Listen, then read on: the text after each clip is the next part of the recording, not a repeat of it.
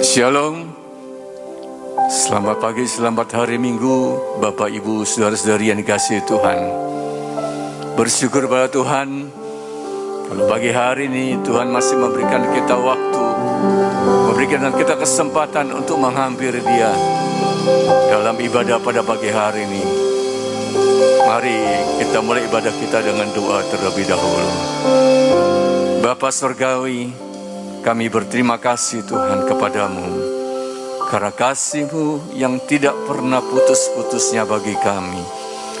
Itulah yang memberikan kami kekuatan untuk tetap setia mengiring Engkau hingga hari ini.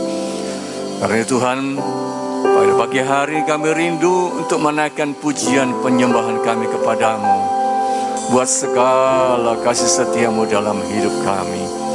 Dan biarlah sementara kami menaikkan pujian penyembahan kami boleh merasakan ada hadirat-Mu di tengah-tengah kami, melawat pribadi lepas pribadi, memberikan kami sukacita yang baru, memberikan kami kekuatan yang baru menghadapi apapun dalam hidup ini.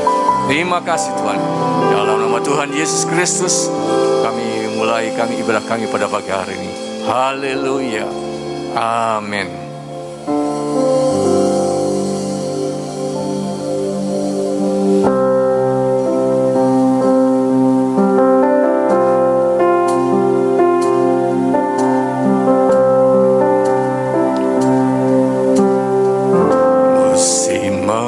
Selalu berganti, kasih Tuhan tetap abadi, tak akan berubah sampai selamanya. Ku tetap percaya, yakin Tuhan memberkati, ku yakin Tuhan melindungi. Burung di udara Tuhan pelihara, karena kasih-Nya. Tuhan selalu menolongku, selalu menjagaku. Sehelai di rambutku tak akan terjatuh tanpa seizin-Mu.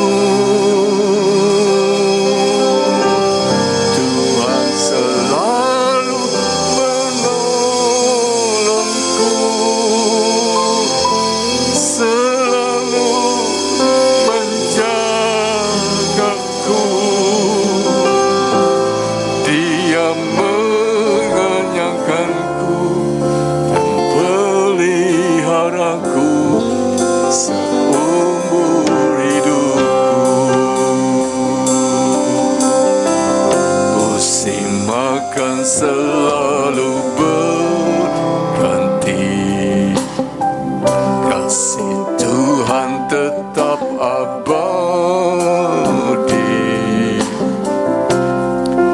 tak akan berubah sampai selamanya. Tetap percaya,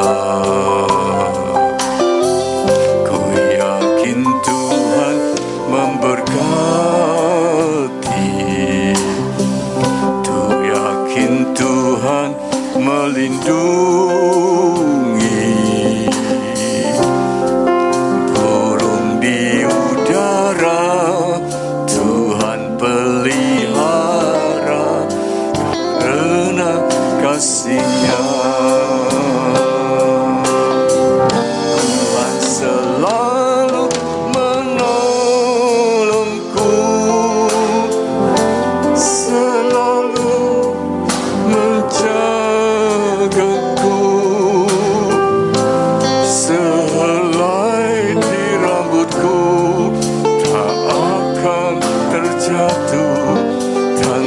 seizin-Mu,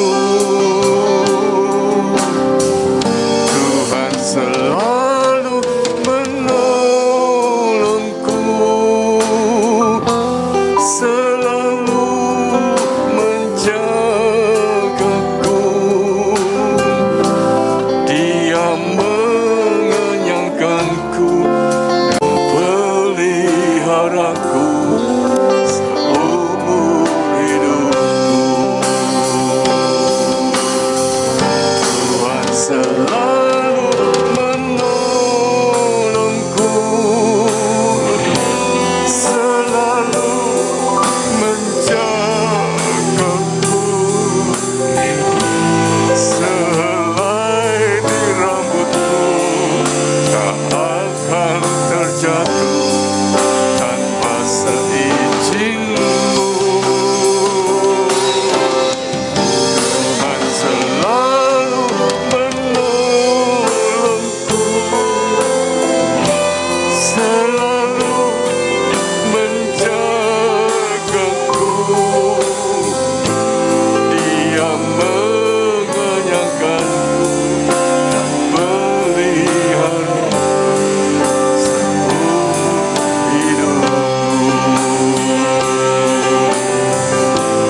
Dia mengenyangkanku dan peliharaku seumur hidupku. Dia mengenyangkanku dan peliharaku seumur hidupku.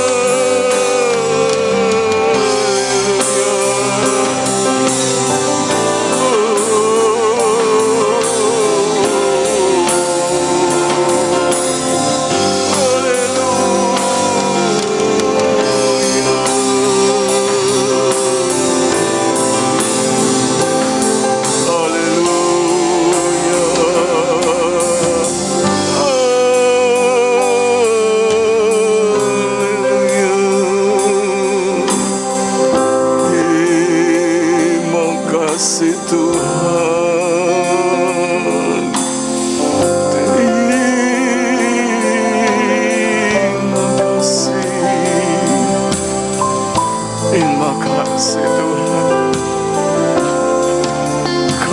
kami boleh terpelihara hingga hari ini.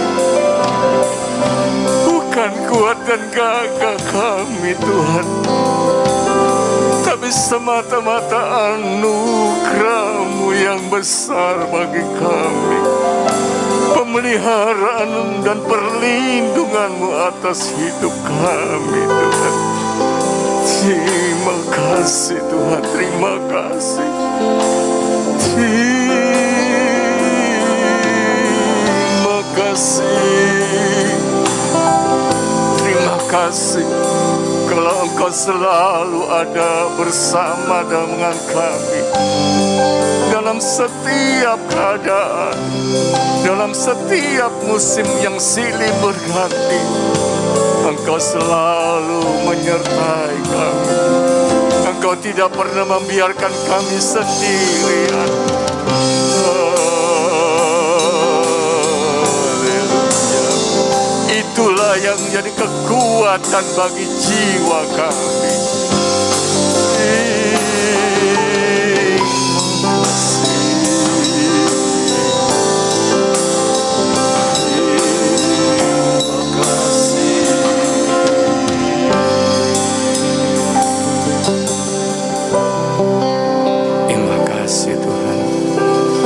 Bersama-Mu akan kami lewati segala apapun yang terjadi, karena Engkau yang berikan pertolongan bagi kami. Haleluya.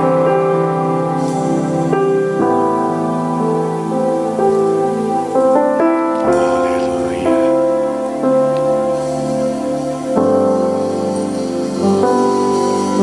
Engkau ada bersamaku di setiap musim hidupku. Tak pernah Kau tinggalkan ku sendiri.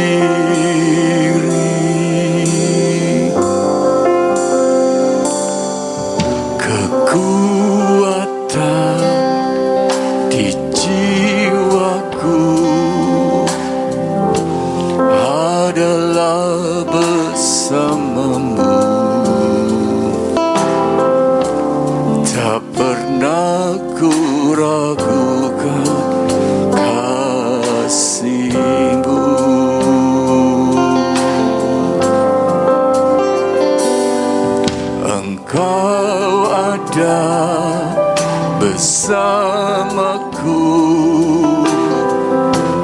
di setiap musim hidupku. Tak pernah Kau biarkan ku sendiri.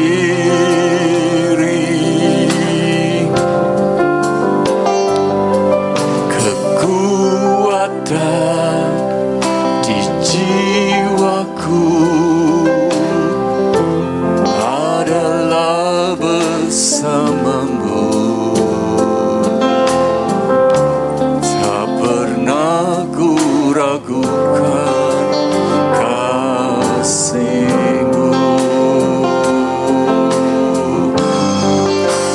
Bersama-Mu Bapa, ku lewati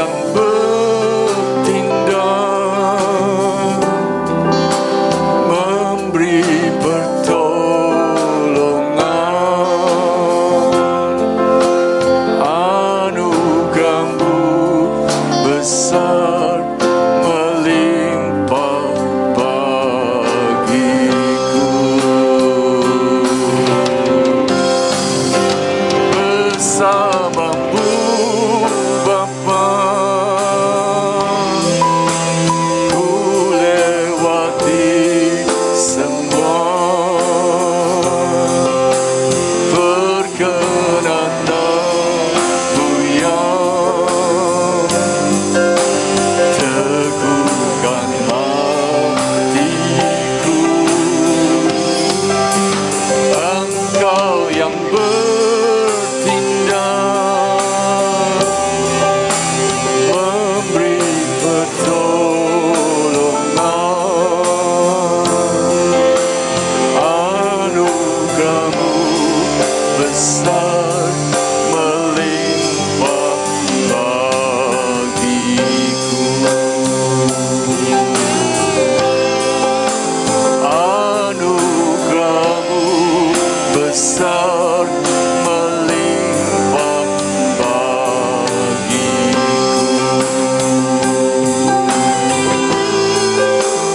Anugerah-Mu besar melimpah bagiku.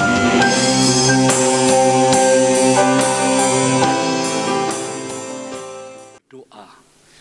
Haleluya, glory bagi-Mu ya Tuhan. Tuhan kami yang maha besar dan maha kuasa.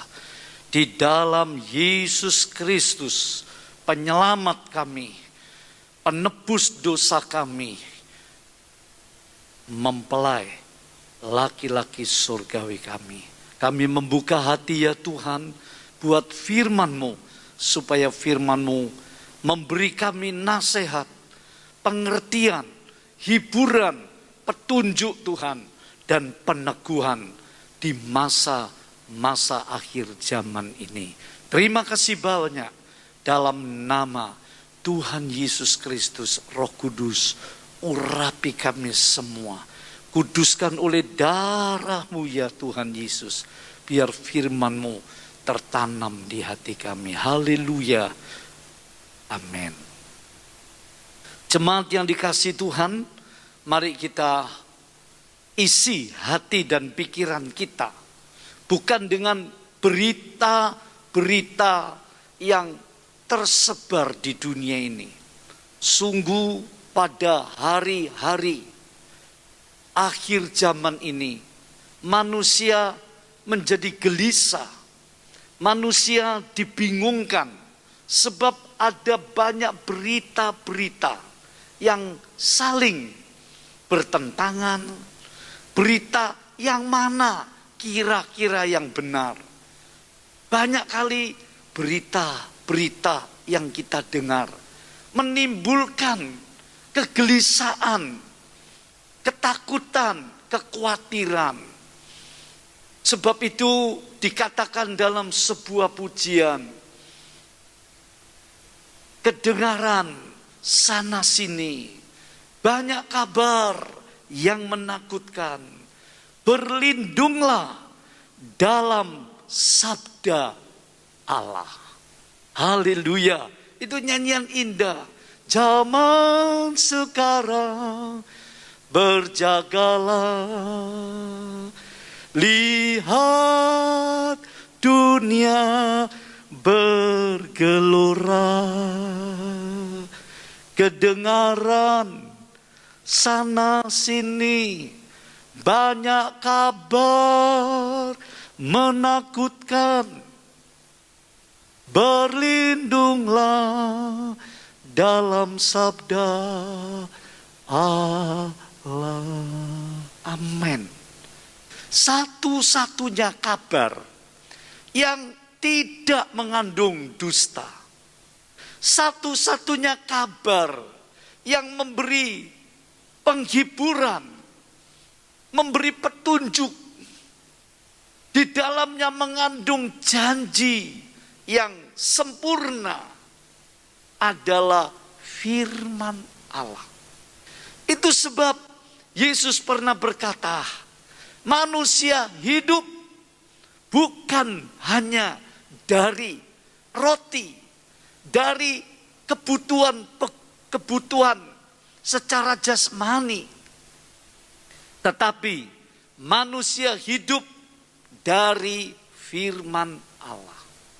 Jadi firman Allah ini memberi kehidupan, kehidupan rohani kita, kehidupan jiwa kita, supaya jiwa kita jangan tertekan, jiwa kita jangan menjadi gelisah, jiwa kita jangan menjadi ketakutan.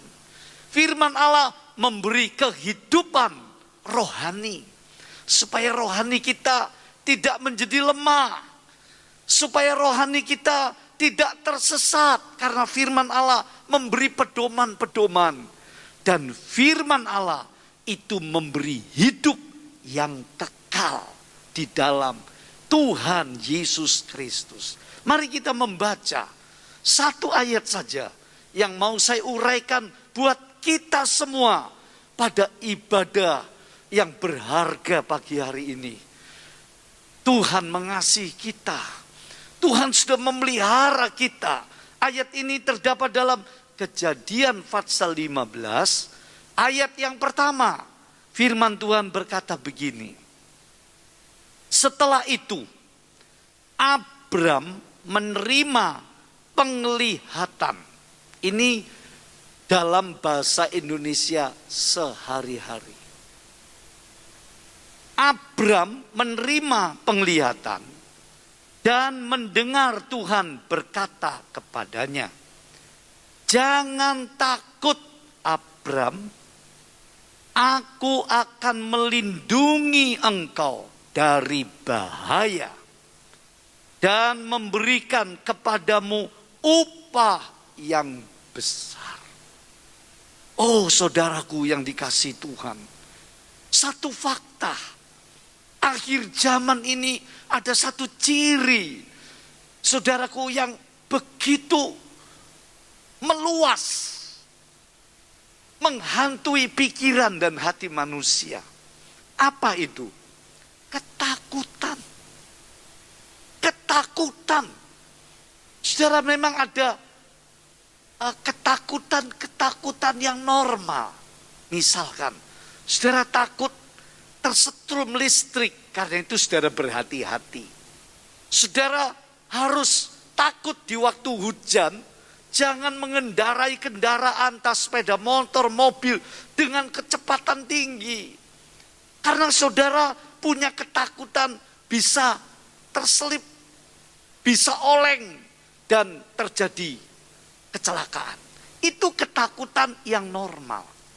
Tetapi makin hari manusia dikepung dengan ketakutan.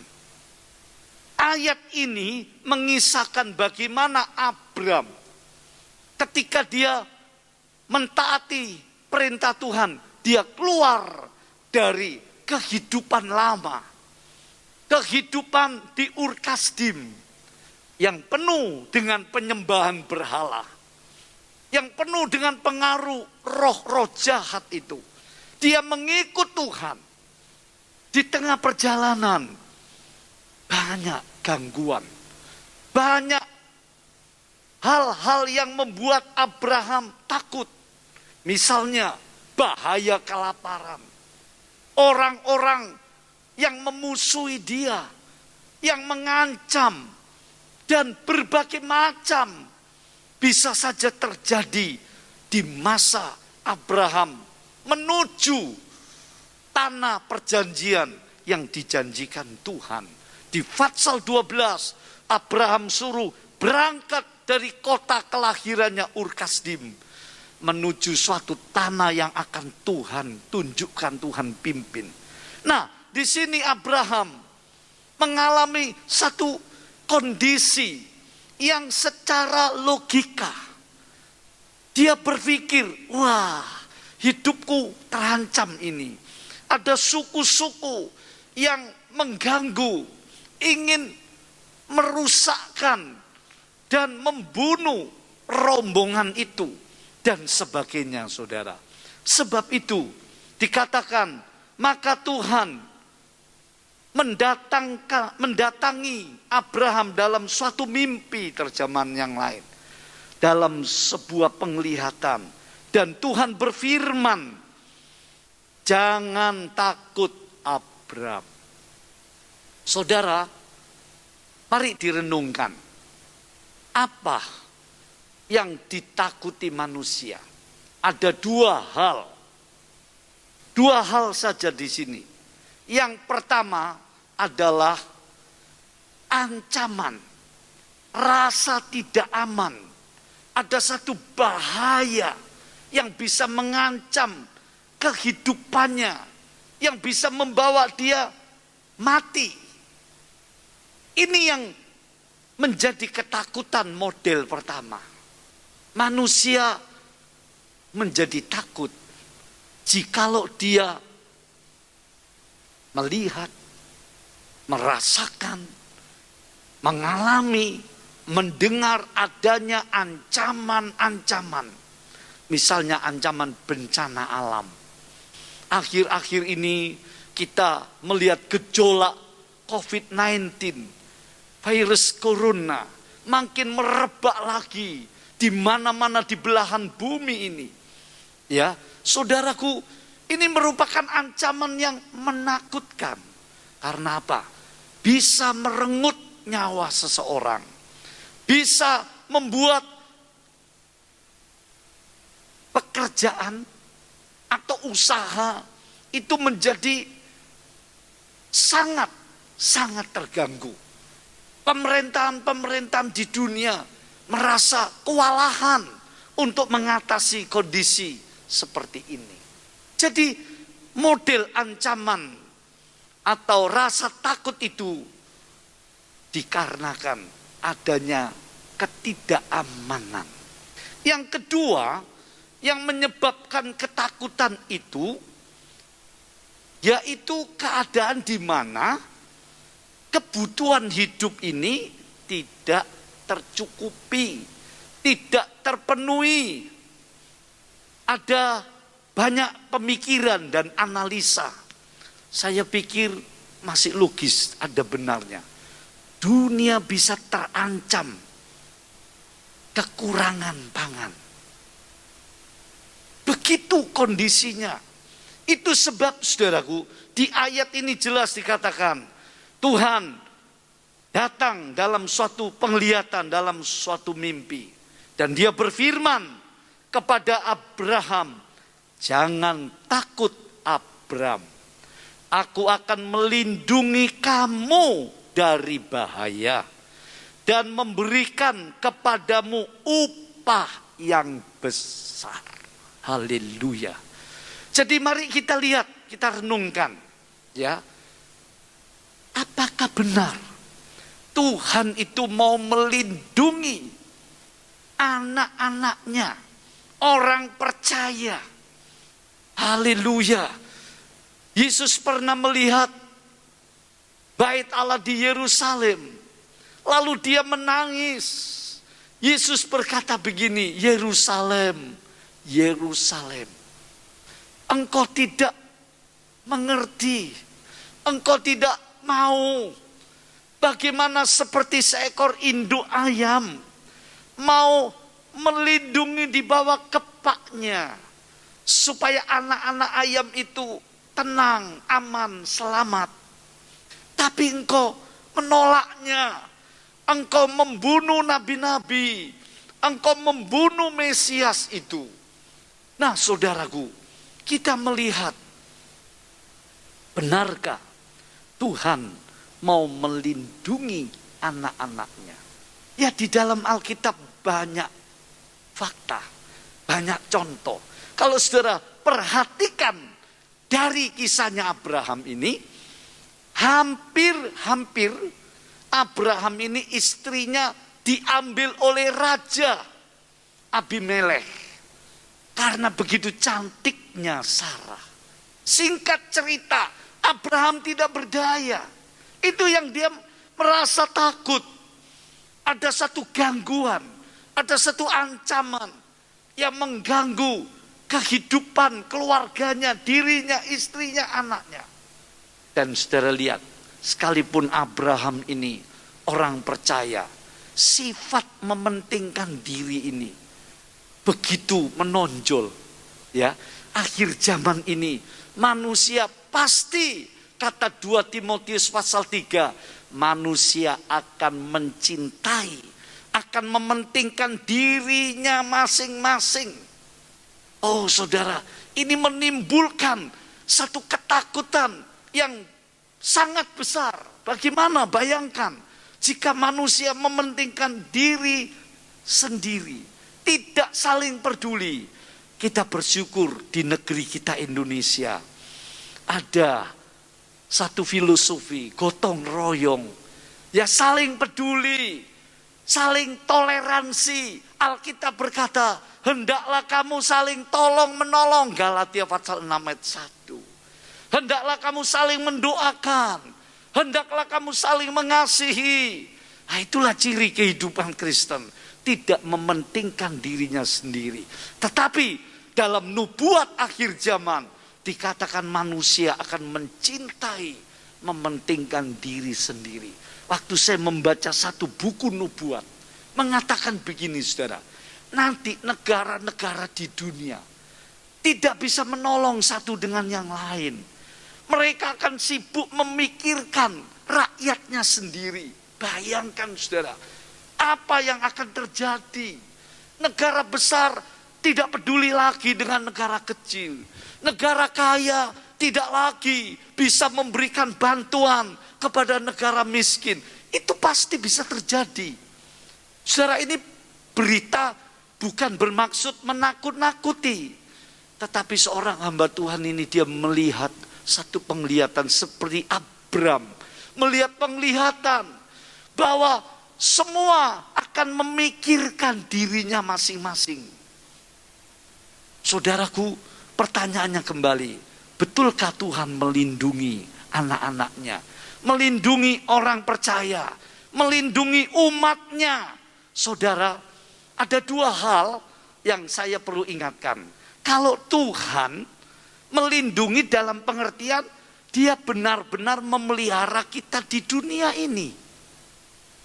Sampai nanti puncaknya Tuhan memelihara dalam Wahyu pasal 12. Dikatakan naga merah simbol dari iblis itu. Dia mengincar wanita yang berpakaian matahari. Berdiri di atas bulan, bermakotakan 12 bintang. Itu melambangkan umat Tuhan yang mengalami kesempurnaan. Mengalami pemeliharaan dari Bapa, Putra, dan Roh Kudus di dalam Tuhan Yesus Kristus. Ular itu berusaha mau menelan, mau mengganggu, membinasakan wanita itu. Tetapi dikatakan Tuhan memberi 2 sayap burung nasa. Lalu wanita itu disingkirkan jauh dari mata ular. Terpelihara 3,5 tahun lamanya. Jadi benar, Alkitab menunjukkan bahwa Tuhan sungguh-sungguh mau melindungi anak-anaknya, mau melindungi jemaatnya, mau melindungi hamba-hambanya. Ini satu janji yang ya dan amin. Saudara, termasuk Abram, ya, nanti namanya menjadi Abraham. Setelah dia diproses Tuhan, rohaninya, imannya, kerohaniannya bertumbuh. Nah, kita lihat saudaraku, istrinya hampir diambil raja. Lalu Abraham tidak berdaya. Tapi sebelum raja kafir itu menyentuh istrinya Abraham, lalu diberi mimpi, jangan kamu ganggu, sebab ini istrinya seorang nabi. Abraham itu disebut juga seorang nabi. Sehingga singkat cerita, raja tidak jadi. Mengapa Abraham membiarkan istrinya diambil? Bahkan dia berdusta, begitu mementingkan diri sendiri. Kalau ditanya oleh raja, ini siapa? Oh, ini saudaraku. Karena dia takut. Kalau dia bilang ini istriku, oh dibunuh dulu suaminya supaya bisa diambil istrinya. Lalu dia pakai cara yang penuh strategi licik.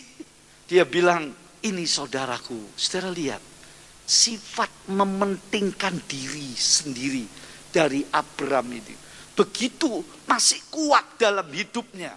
Sekalipun dia sudah menjadi orang percaya, sekalipun dia sudah beriman kepada Tuhan, sifat mencintai dirinya sendiri berlebih-lebihan.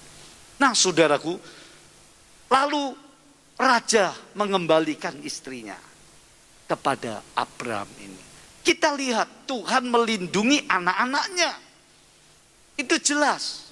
Kalau saudara membaca dalam kisah-kisah di Alkitab, Tuhan melindungi anak-anaknya. Misalnya Sadrak, Meshach, Abednego. Satu kisah nyata di negeri kafir karena ditawan sebagai tawanan orang Ibrani ini. 3 pria ini menghadapi satu tantangan yang berat yang mengancam nyawanya karena dia punya prinsip menyembah Tuhan di atas segala-galanya, berbakti kepada Tuhan melebihi perkara-perkara yang lain. Dia tidak mau menyembah patung keemasan Raja Nebukadnezar. Singkat cerita, saudara, dia harus dibuang di tungku perapian yang bernyala-nyala. Nah, kita tahu semua di kitab Daniel kisah itu. Tapi apa yang terjadi? Ketika 3 pemuda ini dibuang ke dapur api atau tempat pembakaran yang mengerikan itu, mereka tidak terbakar. Mengapa? Sebab dikatakan oleh para pegawai raja, seperti ada seorang anak manusia yang melindungi Sadrak, Meshach, Abednego, 3 pria yang beriman kepada Tuhan itu. Lalu singkat cerita saudara, mereka menjadi kesaksian, mereka jadi kemuliaan bagi nama Tuhan. Tuhan memang melindungi anak-anaknya dengan cara dia benar-benar membebaskan kita, ya, menolong kita dari berbagai ancaman, dari berbagai bahaya. Kalau saudara baca dalam Mazmur 91 banyak dikhotbahkan di mimbar-mimbar gereja. Berbahagialah orang yang berlindung dalam naungan yang maha kuasa. Engkau tidak usah takut di tengah malam ada anak panah berapi, bala sampar, virus dan lain sebagainya. Terlindungi saudara. Jadi benar, Tuhan itu melindungi anak-anak Tuhan. Tapi perlu diingat, sekali lagi, ada 2 modelnya. Satu modelnya benar-benar di dunia ini dilindungi, tidak diizinkan sehelai rambutnya jatuh, tidak diizinkan disentuh, diganggu. Tapi ada saudara, perlindungan Tuhan dalam pengertian Tuhan izinkan dia meninggal di dunia ini. Entah karena penyakit, entah karena terjadi musibah, terjadi kecelakaan. Tetapi sesungguhnya itu cara Tuhan melindungi untuk membawa dia lepas, keluar dari dunia yang penuh susah ini, dipindahkan ke tempat abadi yang senang selama-lamanya. Ini juga perlindungan Tuhan. Cuma caranya berbeda dengan yang kita pikirkan, kita harapkan. Kita selalu berpikir bahwa kalau namanya perlindungan Tuhan, di dunia ini kita aman, tentram, terjaga, terpelihara, dan sebagainya. Yes, itu betul. Tapi jangan dianggap kalau Tuhan izinkan orang itu nyawanya hilang, yang penting dia masuk di dalam kemuliaan kerajaan surga. Yang penting jiwanya, rohnya bersama dengan Tuhan di tempat yang tidak ada lagi penderitaan. Itu juga perlindungan. Sebab apa saudaraku? Sebab nanti akhir zaman akan terjadi kesusahan-kesusahan yang makin besar. Itu Alkitab yang memberitahu. Salah satu kalimatnya begini dalam Injil Matius pasal 24. ini baru permulaan sengsara. Bayangkan, baru permulaan sengsara. Bayangkan nanti pertengahannya bagaimana. Bayangkan nanti klimaksnya, terakhir. Kesusahan yang mendunia besar-besaran itu. Saya tidak menakut-nakuti. Secara manusia, semua orang takut, saudaraku, terhadap ancaman, terhadap bahaya. Tapi Alkitab sudah memberitahu. Nah, kalau ada orang dipanggil Tuhan lebih dulu, diambil Tuhan lebih dulu, itu sebetulnya perlindungan Tuhan. Supaya dia tidak mengalami kedahsyatan akhir zaman ini. Paham saudaraku ya? Nah, jadi kita lihat di poin pertama ini. Benarkah Tuhan melindungi anak-anaknya? Jawabannya benar. Dengan dua cara. Ya, dengan dua cara tadi. Saudaraku, itu sebab dikatakan jangan takut Abraham, aku akan melindungi engkau dari bahaya, dari ancaman, dari malapetaka, dan macam-macam, saudaraku.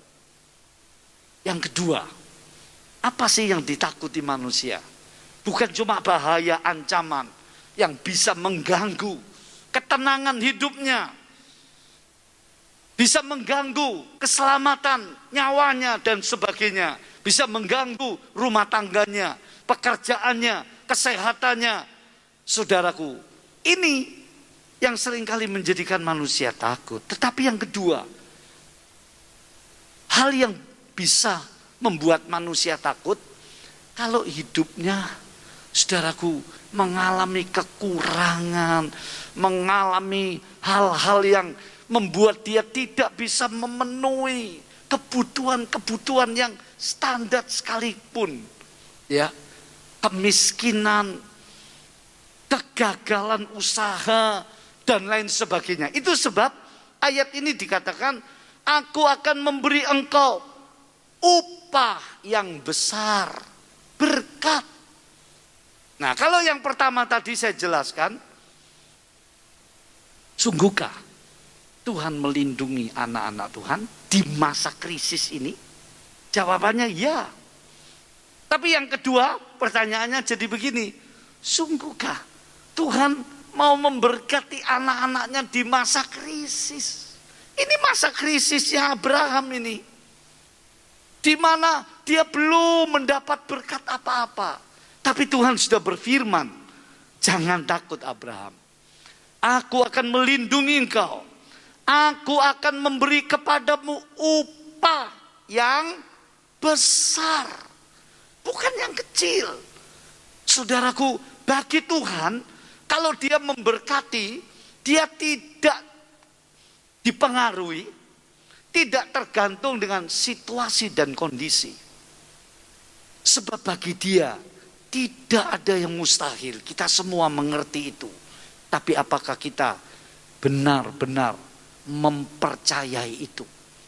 Bagi Tuhan, tidak ada yang mustahil. Haleluya. Jadi saudaraku, ada dua hal yang menjadi uraian firman Tuhan ini. Jangan takut. Di masa krisis, Tuhan akan melindungi anak-anaknya. Yang kedua, di masa krisis, Tuhan memberkati anak-anaknya. Oh, ini menakjubkan. Ini sebuah janji. Janji dari Yang Maha Kuasa, yang punya kemampuan untuk mewujudkan janji ini. Itu sebab, saudaraku, mari kita lihat apakah benar Tuhan memelihara anak-anaknya di masa sulit. Kita melihat, saudaraku, Abraham dipelihara Tuhan.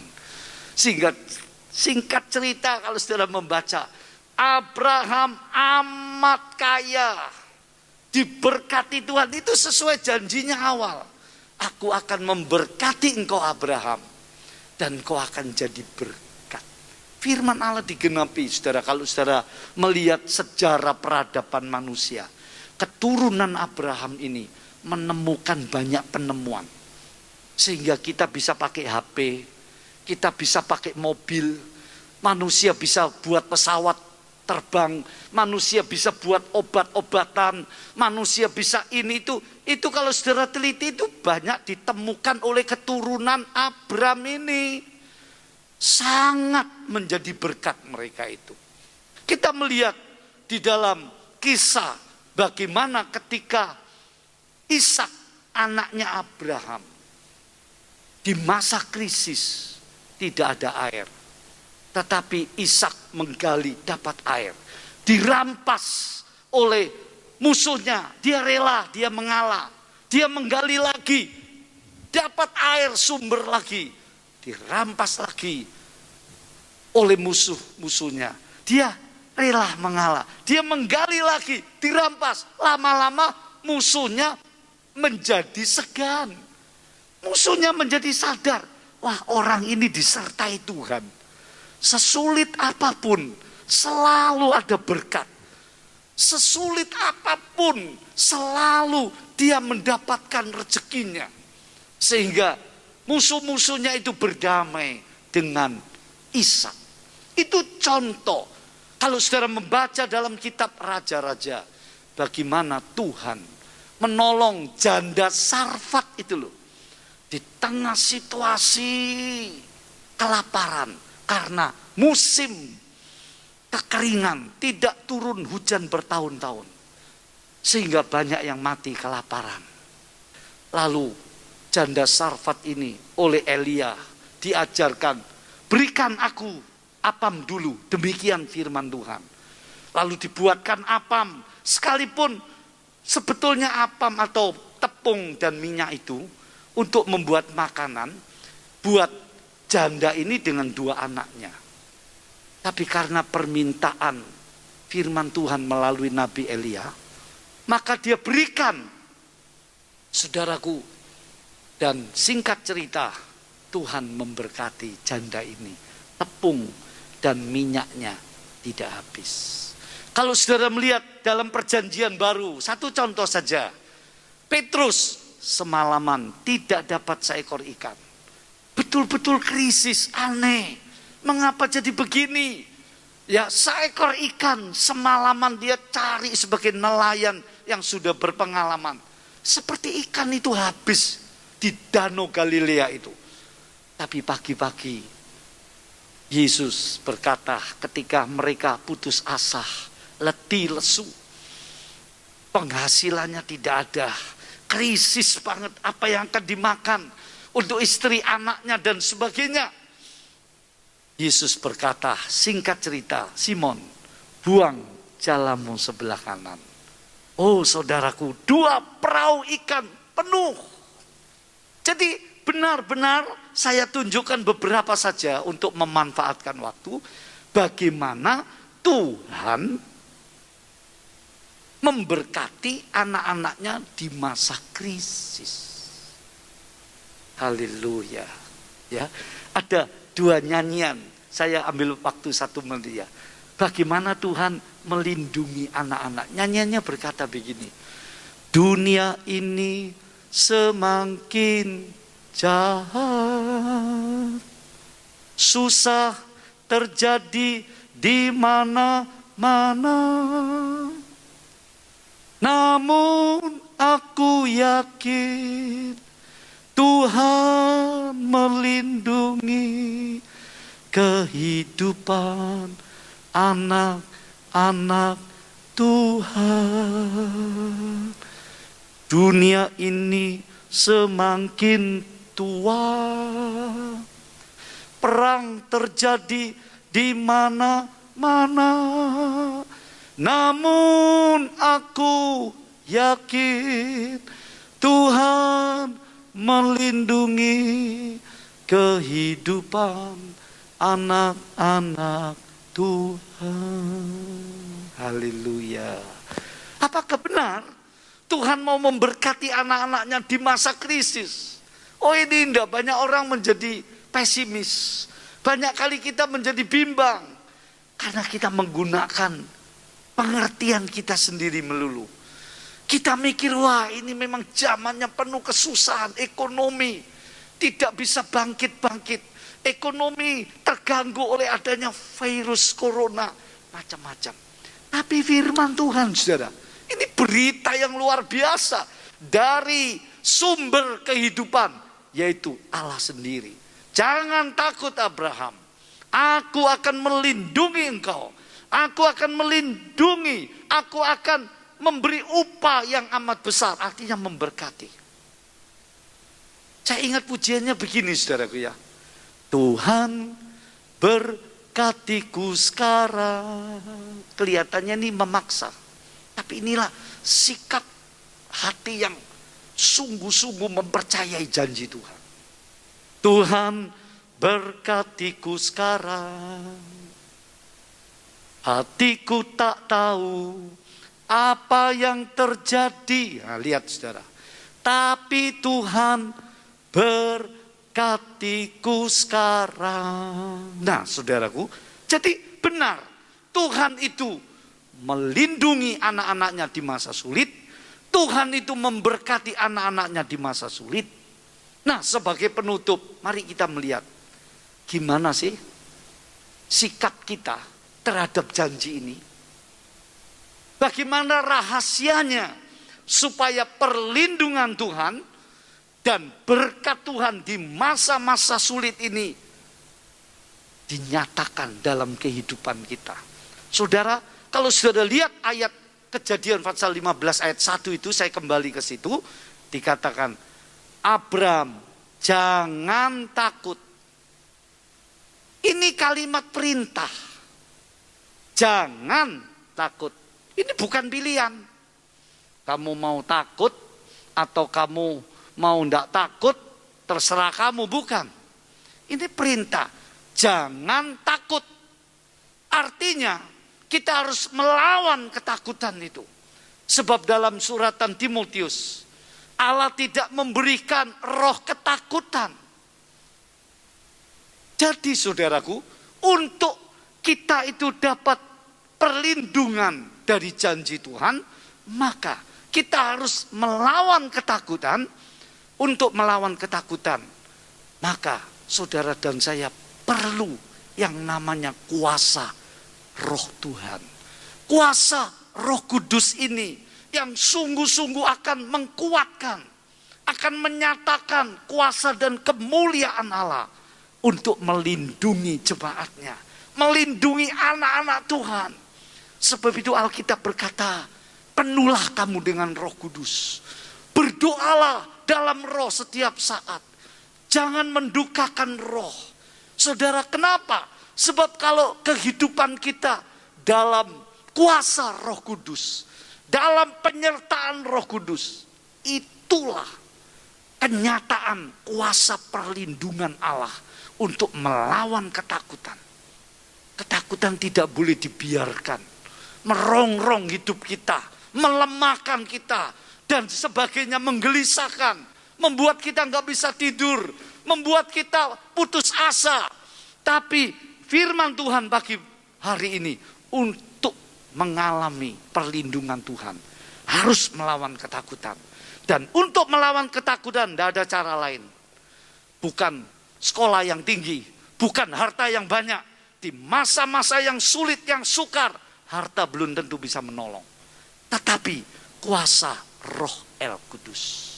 Yang kedua, untuk kita mengalami berkat Tuhan di masa yang sulit. Saya ingat satu kisah begini, saudara. Ketika di masa di tengah malam, Yesus menyuruh murid-muridnya menyeberang dengan perahu menuju ke seberang. Ya, lalu Yesus berdoa di atas gunung, di tengah laut atau danau besar itu, gelombang angin, sakal angin puting beliung, ombak besar menghantam perahu murid-muridnya itu. Mereka sangat dalam keadaan krisis. Tetapi saudaraku, Yesus datang, turun dari gunung. Dia jalan di gelombang-gelombang laut, di tengah angin ribut. Lalu dia menolong murid-muridnya. Angin ribut dan gelombang menjadi teduh. Pertanyaannya, murid-murid enggak berdoa. Murid-murid enggak berseru sebab Yesus di atas gunung. Mengapa? Tuhan itu dengan sendirinya datang memelihara, menolong para muridnya. Ini suatu berkat di tengah krisis. Kalau saudara teliti, murid-murid itu menyeberang bukan atas kemauannya sendiri. Murid-murid itu menyeberang atas perintah kehendak Tuhan. Jadi, kalau mau mengalami perlindungan dan berkat Tuhan di masa-masa yang krisis, yang pertama tadi, supaya kita hidup di dalam kuasa Roh Kudus. Yang kedua, supaya kita hidup di dalam pusat kehendak Allah. Bukan cuma setengah-setengah menuruti kehendak Allah, tapi sepenuhnya menurut akan kehendak Allah. Ini namanya hidup dalam pusat kehendak Allah. Seperti murid-murid disuruh menyeberang di tengah malam, mereka menurut apa yang dikehendaki Tuhan.